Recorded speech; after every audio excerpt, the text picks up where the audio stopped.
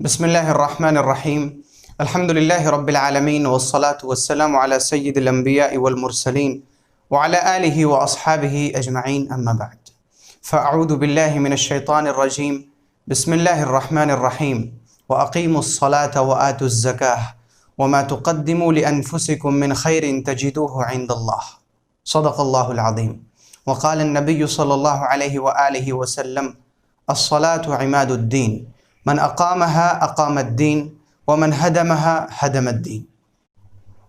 جیسا کہ ہم سب جانتے ہیں کہ اللہ رب العزت نے دین اسلام کی بنیاد 5 چیزوں پر رکھی ہے۔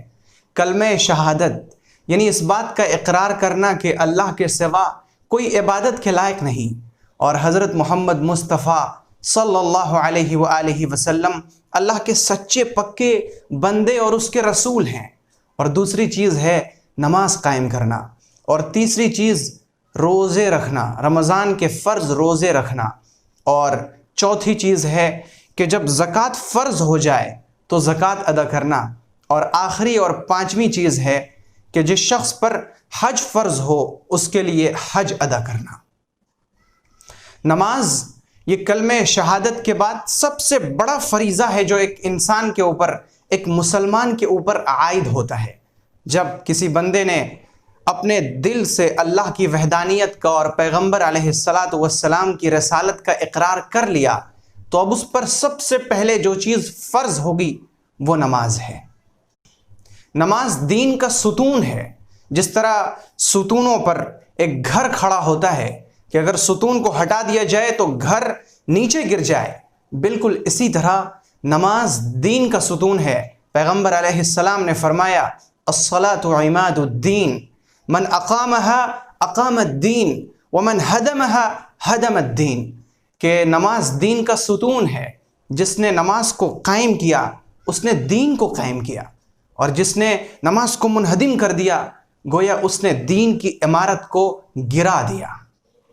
گویا جس طرح پیلر کے بغیر گھر قائم نہیں رہ سکتا، بالکل اسی طرح نماز کے بغیر انسان کا دین قائم نہیں رہ سکتا۔ نماز تمام عبادتوں میں سب سے زیادہ فضیلت والی چیز ہے۔ پیغمبر علیہ السلام سے پوچھا گیا یا رسول اللہ کون سی عبادت سب سے افضل ہے؟ تو حضور نے فرمایا کہ نماز کو اس کے وقت پر ادا کرنا۔ نماز ایک مسلمان کے لیے گناہوں سے پاکی کا ذریعہ ہے۔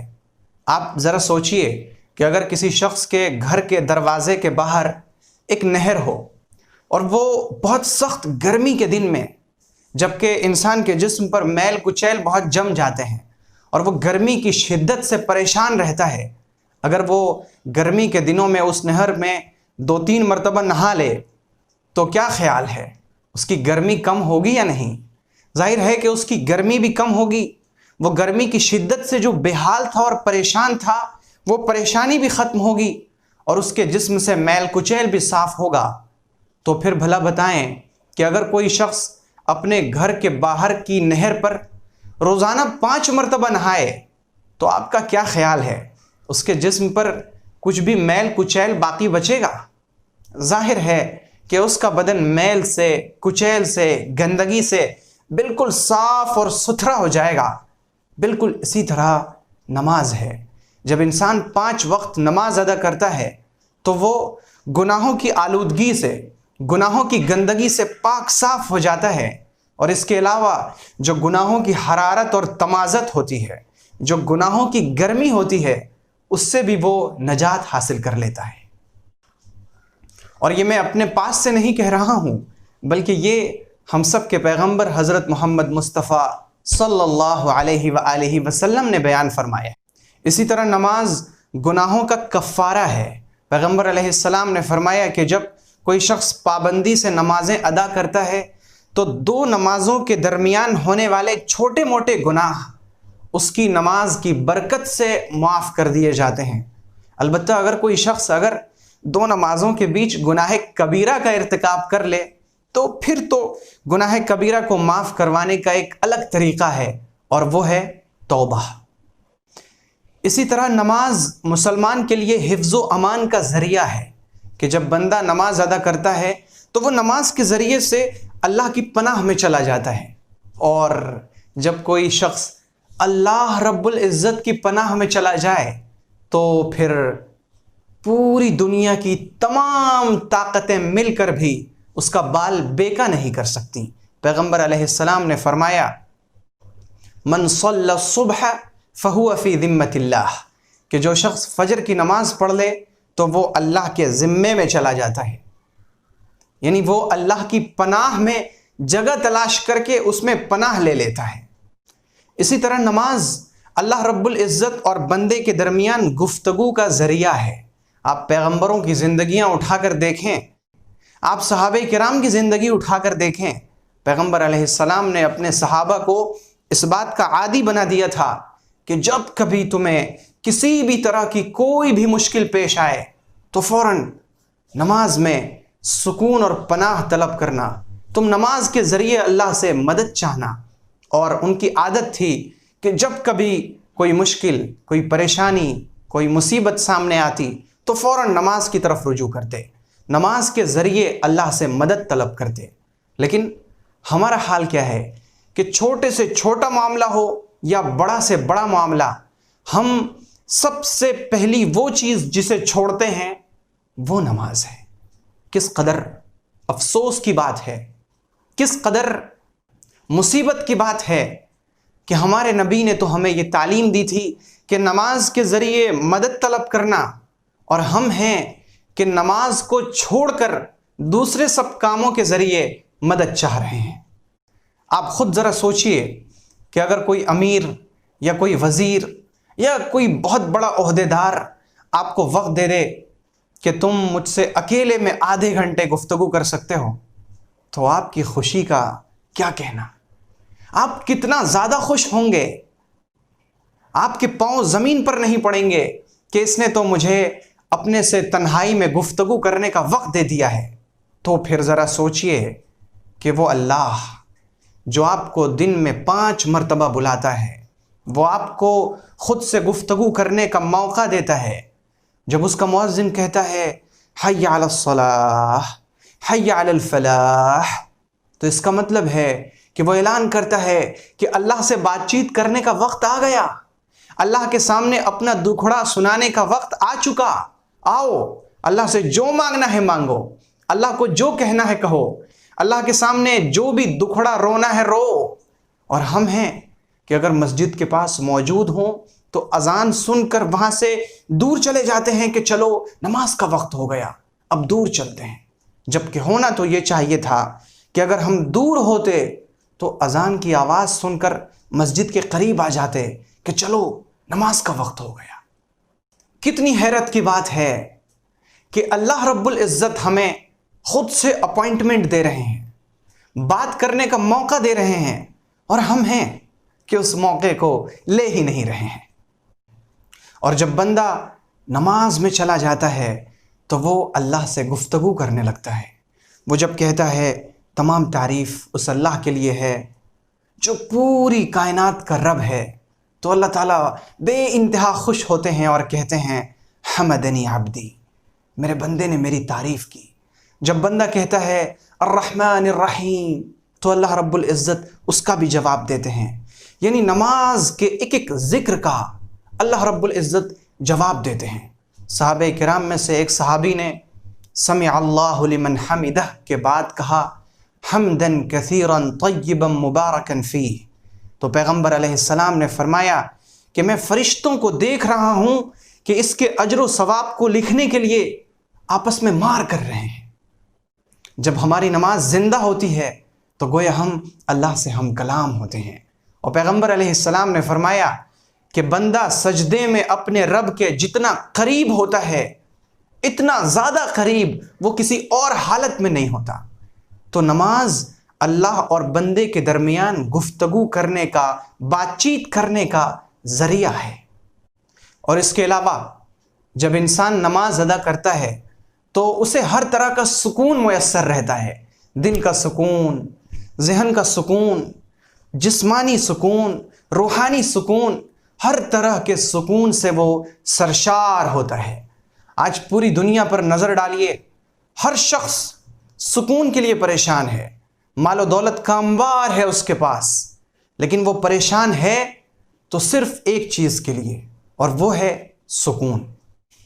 آپ یقین کیجئے کہ 2 رکعت نماز میں وہ سکون ہے جو ہزاروں لاکھوں روپے کی دوا میں نہیں۔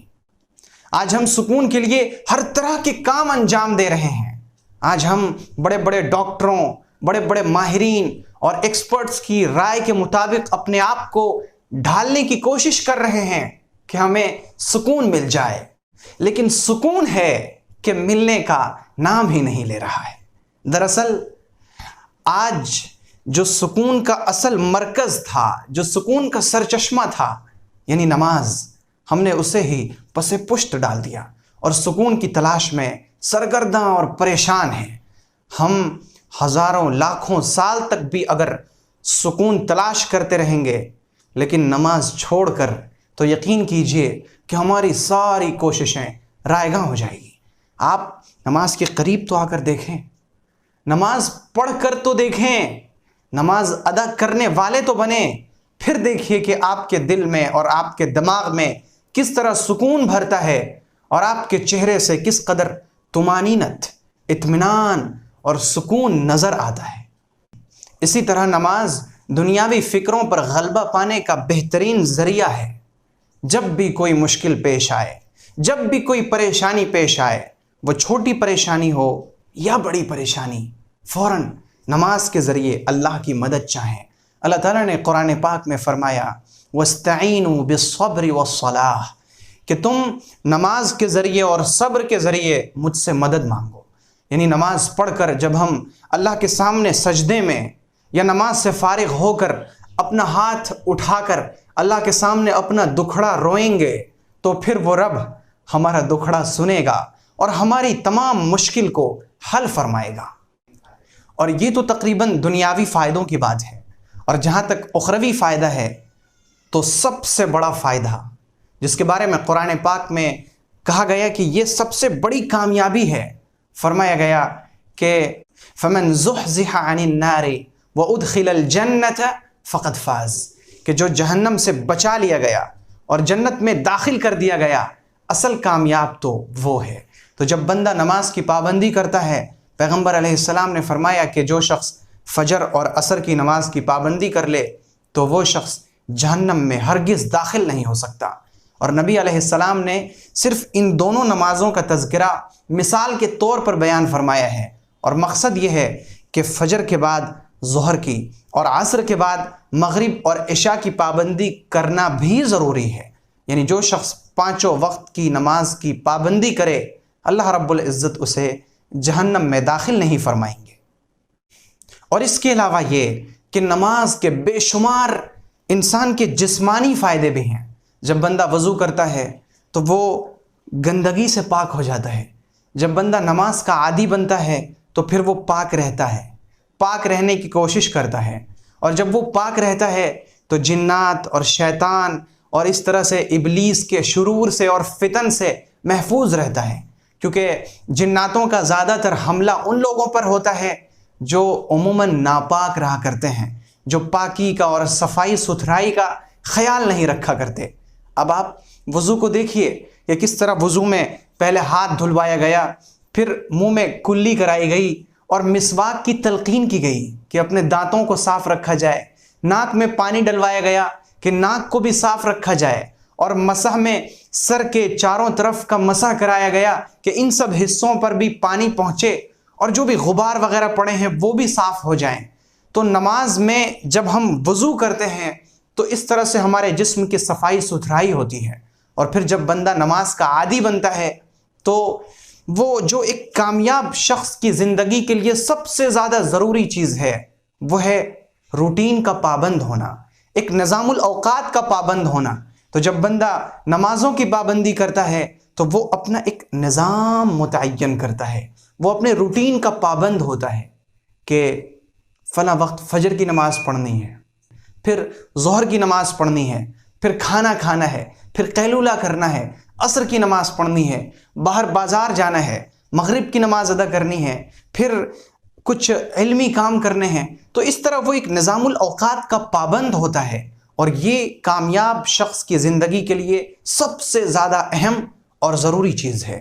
تو نماز کے دنیاوی فائدے بھی ہیں، دینی فائدے بھی ہیں، اور جسمانی فائدے بھی ہیں، عقلی فائدہ بھی ہے کہ جب بندہ سجدے میں جاتا ہے تو اس کے خون کا دوران سر میں پراپر آتا ہے، جس کی وجہ سے اس کا دماغی توازن درست رہتا ہے۔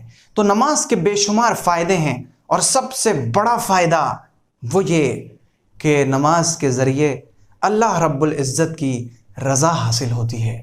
وَرِضْوَانٌ مِّنَ اللَّهِ اکبر، اور اللہ کی رضا سے بڑھ کر کوئی اور چیز نہیں۔ نماز اللہ کا حکم ہے، نماز مومن کے دل کو سکون بخشنے کا ذریعہ ہے۔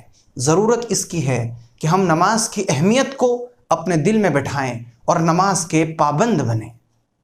جو شخص نماز کا عادی ہوتا ہے اس کی زندگی میں برکت، وقت میں برکت، عمر میں برکت، اس کے مال میں برکت، اس کی اولاد میں برکت، یعنی اس کی ہر چیز میں برکت ہوتی ہے، اور سب سے بڑھ کر یہ کہ اسے دل کا اور دماغ کا سکون حاصل ہوتا ہے۔ جبکہ دوسری طرف ایک بے نمازی شخص کو لیا جائے، اب بے نمازی بھی دو طرح کے ہیں۔ ایک بے نمازی تو یہ ہے کہ کبھی کبھی نماز ادا کرے اور کبھی نماز چھوڑے رکھے، اور دوسرا بے نمازی وہ جس کی زندگی میں نماز ہو ہی نہیں، یعنی وہ نماز چھوڑنے کا عادی بن جائے۔ تو ایسے دونوں طرح کے لوگوں کی زندگی سے برکت ختم ہو جاتی ہے، اس کی زندگی کی برکت ختم، عمر کی برکت ختم، وقت سے برکت ختم، مال سے برکت ختم، جائیداد سے برکت ختم، اولاد سے برکت ختم، اور ہر چیز سے برکت ختم ہو جاتی ہے۔ اگر ایسا شخص جو نماز کا عادی نہ ہو، یعنی وہ نماز چھوڑنے کا عادی ہو، اگر وہ نماز کا پابند بن جائے تو اس کی زندگی برکتوں سے بھر جائے گی۔ پھر وہ برکتوں کو صرف محسوس ہی نہیں کرے گا بلکہ وہ برکتوں کا کھلی آنکھوں سے مشاہدہ کرے گا۔ اسی طرح جب کوئی شخص نماز چھوڑنے کا عادی بن جاتا ہے تو اس کے چہرے سے صالحین کا نور ختم کر دیا جاتا ہے، اس کا چہرہ بے نور ہو جاتا ہے، چہرے سے ہمہ وقت نحوست ٹپکتی رہتی ہے۔ اور وہ جو قرآن پاک میں صحابہ کرام کی ایک شان بتائی گئی کہ ان کے چہروں سے سجدوں کے اثرات نمایاں ہیں، وہ نور بے نمازی کے چہرے پر نہیں ہوتا بلکہ ان کے چہرے پر ہمیشہ نحوست رہتی ہے، اور یہی وہ نحوست ہے جس کی وجہ سے یہ لوگ قیامت کے دن پہچانے جائیں گے اور پکڑے جائیں گے۔ قرآن پاک میں اللہ رب العزت نے بیان کیا، یعرف المجرمون بسیماہم فیؤخذ بالنواصی والاقدام، کہ مجرمین کو قیامت کے دن ان کی نشانیوں سے پہچانا جائے گا، ان کے چہروں سے نحوست ٹپکتی رہے گی۔ تو یہ بے نمازی کا چہرہ اس دنیا میں بھی ایسا ہوتا ہے اور آخرت میں بھی ایسا ہوگا کہ وہ دیکھ کر ہی پہچان لیے جائیں گے کہ اچھا یہ وہی لوگ ہیں جو نماز چھوڑا کرتے تھے، یہ وہی لوگ ہیں جو اذان کی آواز سن کر مسجد سے دور چلے جایا کرتے تھے، یہ وہی لوگ ہیں جو نمازوں میں کبھی کبھی آتے تھے، یہ وہی لوگ ہیں جو نمازوں میں سستی کیا کرتے تھے اور سمجھتے تھے کہ ہم اللہ کو دھوکہ دے رہے ہیں، حالانکہ یہ دھوکہ تو خود اپنے آپ کو دے رہے تھے۔ اور اس کے علاوہ نماز چھوڑنے کی نحوست یہ ہوتی ہے کہ جب کوئی نیک بندہ عام لوگوں کے لیے دعا کرتا ہے، یا رب العالمین تمام مومنین کو عافیت عطا فرما، تو وہ تمام مومنین والی دعا سے خارج ہو جاتا ہے، یعنی ایک عام انسان کی عام دعا اس بے نمازی کے حق میں قبول نہیں ہوتی۔ تو اگر آپ کو اور ہمیں مسلمانوں کی دعا میں شامل ہونا ہے تو اس کے لیے ہمیں نمازوں کا پابند بننا پڑے گا۔ اگر ہم نمازیں چھوڑتے ہیں تو پھر ہم عام مومنین کی عام دعاؤں سے خارج اور باہر ہیں۔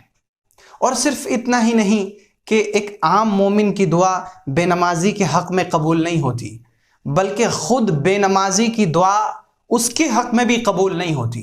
جب کوئی بے نمازی شخص دعا کرتا ہے تو اس کی دعا آسمان تک جا کر پھر واپس آ جاتی ہے کہ پہلے نماز قائم کرو پھر تمہاری دعا اوپر جائے گی۔ آج ہمارا شکوہ جو ہے کہ ہماری دعائیں قبول نہیں ہوتی، ہم دعائیں کرتے ہیں، گڑ گڑاتے ہیں، اللہ سے مانگتے ہیں، دعائیں قبول نہیں ہو رہی ہیں۔ ان کی بہت ساری وجوہات میں سے ایک وجہ نمازوں کی پابندی نہ کرنا ہے۔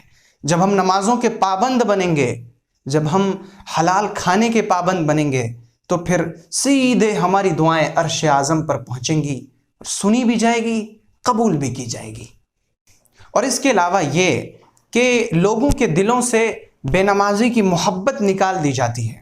جو اللہ والے لوگ ہیں، جو نیک لوگ ہیں، وہ کبھی بھی بے نمازی سے محبت نہیں کرتے، کیونکہ اللہ کی محبت تو اسے حاصل ہوتی ہے جو اللہ سے محبت کرتا ہے، جو اللہ کے پاس اپنی نمازیں بھیجتا ہے، اللہ کے پاس اپنی اطاعت بھیجتا ہے، اس کے پاس اپنی فرما برداری بھیجتا ہے، تو پھر ایسے شخص سے اللہ محبت کرتا ہے۔ اور جب کسی بندے سے اللہ محبت کرے تو پتہ ہے کیا ہوتا ہے؟ جب اللہ کسی بندے سے محبت کرتا ہے تو جبرائیل کو آواز دیتا ہے اور بلا کر کہتا ہے، جبرائیل، میں اس بندے سے محبت کرتا ہوں، تم بھی اس بندے سے محبت کرو۔ پھر جبرائیل بھی اس بندے سے محبت کرنے لگتے ہیں، اور ملائے اعلیٰ کے باقی فرشتے بھی اس سے محبت کرنے لگتے ہیں۔ پھر دوسرے آسمان کے فرشتے، پھر اس کے بعد نیچے والے آسمان کے فرشتے، پھر نیچے والے آسمان کے فرشتے، یعنی پھر تمام آسمان کے فرشتے اس بندے سے محبت کرنے لگتے ہیں۔ پھر حدیث پاک میں فرمایا گیا، وَيُوضَعُ لَهُ الْقَبُولُ فِي الْأَرْضِ، پھر اس کی محبت زمین میں عام کر دی جاتی ہے، یعنی اس کی محبت لوگوں کے دلوں میں ڈال دی جاتی ہے کہ میں اس بندے سے محبت کرتا ہوں، تم بھی اس بندے سے محبت کرو۔ اللہ رب العزت ہمیں اپنی محبت عطا فرمائے۔ تو ایک بے نمازی انسان سے عام اچھے لوگ محبت نہیں کرتے، بلکہ محبت اچھے لوگ ان لوگوں سے کرتے ہیں جو نمازوں کے پابند ہوتے ہیں۔ یہ سارے تو کچھ نقصانات ایسے ہیں جو ہمیں اس دنیا میں ہی نظر آتے ہیں، اور اس کے علاوہ سب سے بڑی چیز یہ کہ بے نمازی شخص کی زندگی سے سکون رخصت ہو جاتا ہے۔ پھر وہ سکون کی ہزاروں دوائیاں لے لے، لیکن اسے وہ سکون نہیں مل سکتا جو ایک نمازی شخص کی زندگی میں ہوتا ہے۔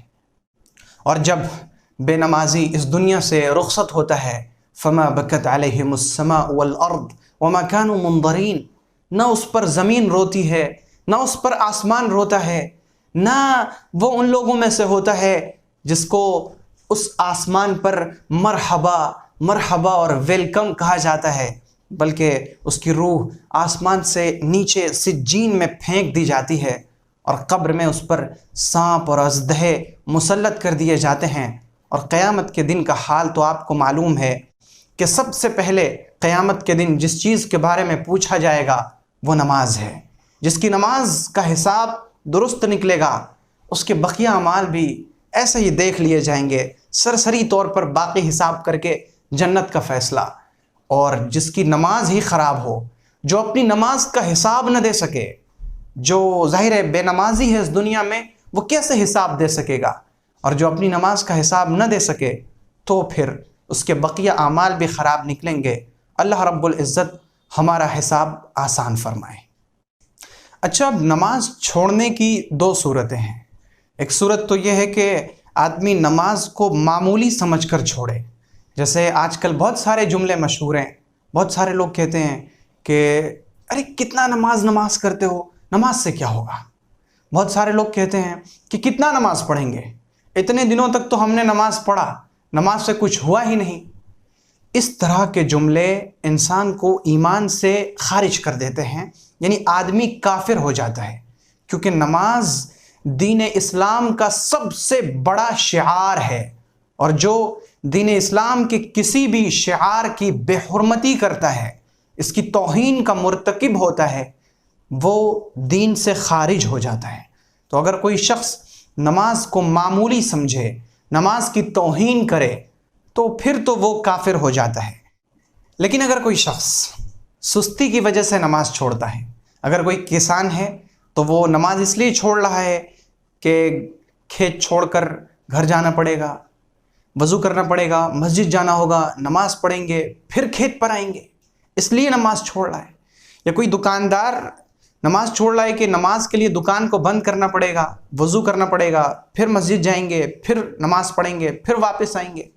یا کوئی شخص اپنے بزنس کی وجہ سے، یا کوئی اپنے کاروبار کی وجہ سے، یا کوئی اپنی نوکری کی وجہ سے، یا کوئی کسی اور وجہ سے نماز کو چھوڑ رہا ہے، تو ایسا شخص گناہ کبیرہ کا مرتکب ہے.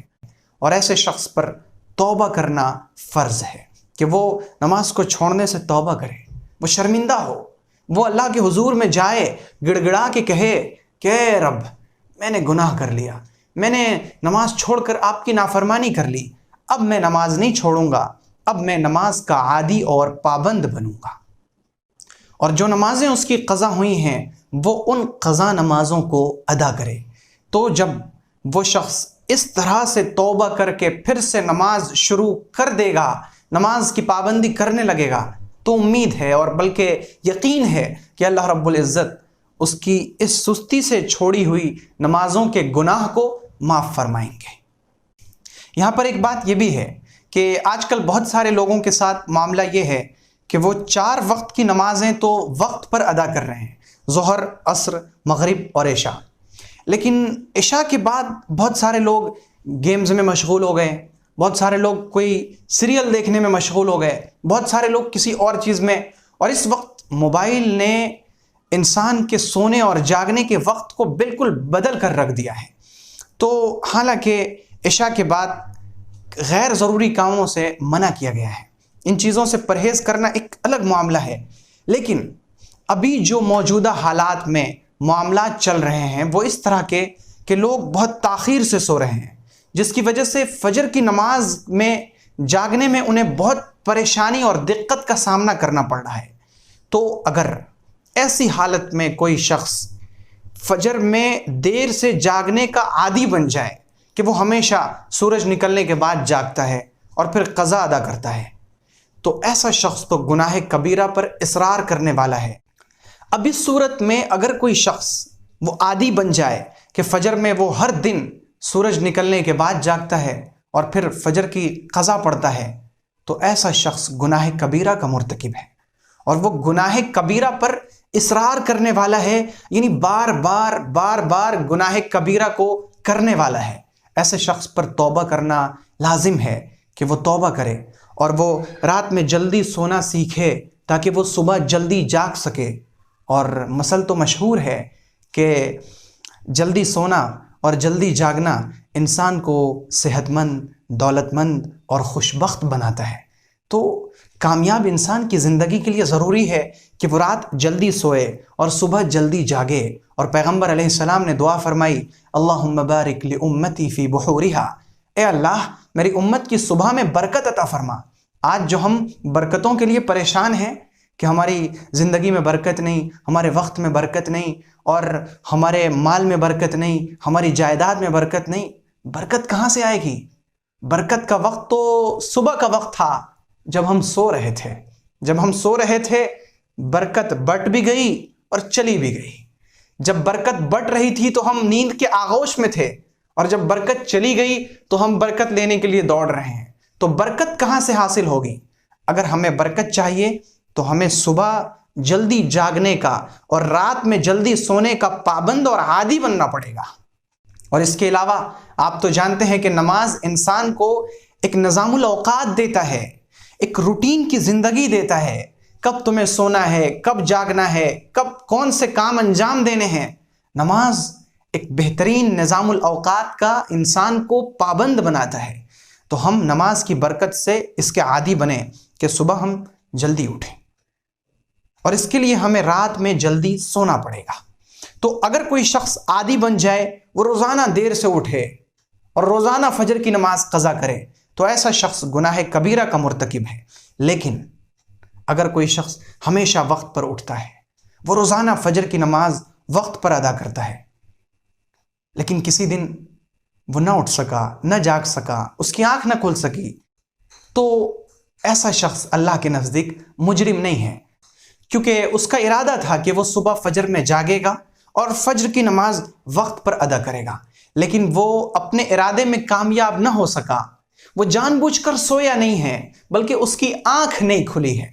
تو اگر کسی کی آنکھ نہیں کھلی تو وہ اللہ کے نزدیک مجرم نہیں، لیکن اس کا اپنے آپ کو عادی بنا دینا کہ آنکھ کھلے ہی نہیں اور رات میں ارادہ بھی کر کے نہیں سوئے کہ ہمیں صبح جاگنا ہے، پھر تو وہ اللہ رب العزت کے نزدیک گنہگار ہوگا۔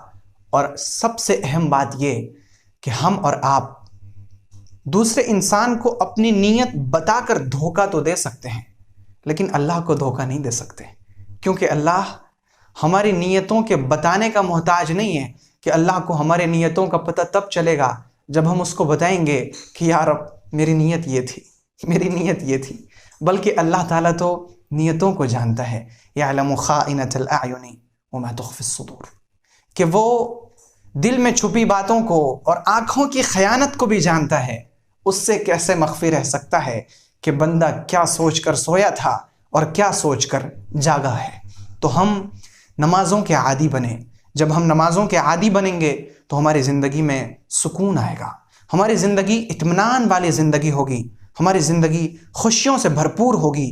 اور اللہ رب العزت کا فرمان ہے، من عمل صالحا من ذکر او انثى وهو مؤمن فلنحيينه حیاة طیبہ، کہ جو لوگ بھی اس دنیا کی زندگی میں اچھا کام کریں گے ہم انہیں بہترین زندگی عطا کریں گے۔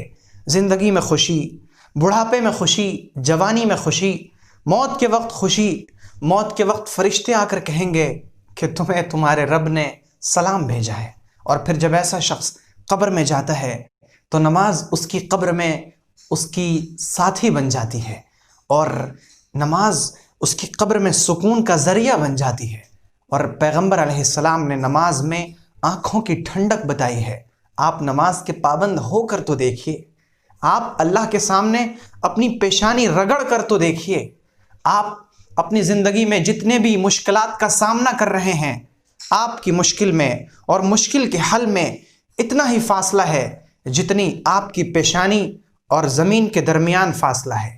جہاں آپ کی پیشانی زمین سے ٹکی وہیں آپ کی پریشانی کو حل مل جائے گا، آپ کی مصیبت ختم ہو جائے گی۔ آپ جس طرح کے بھی فکر میں ہیں آپ کو تمام فکروں سے نجات مل جائے گی۔ لیکن آپ اپنی پیشانی تو زمین پر جھکا کر دیکھیں، آپ اپنی پیشانی کو اللہ کے سامنے ٹکا کر دیکھیں۔ آپ جیسے ہی اپنی پیشانی خدا کے سامنے رکھیے گا وہ آپ کے تمام دکھ درد ختم فرما دے گا۔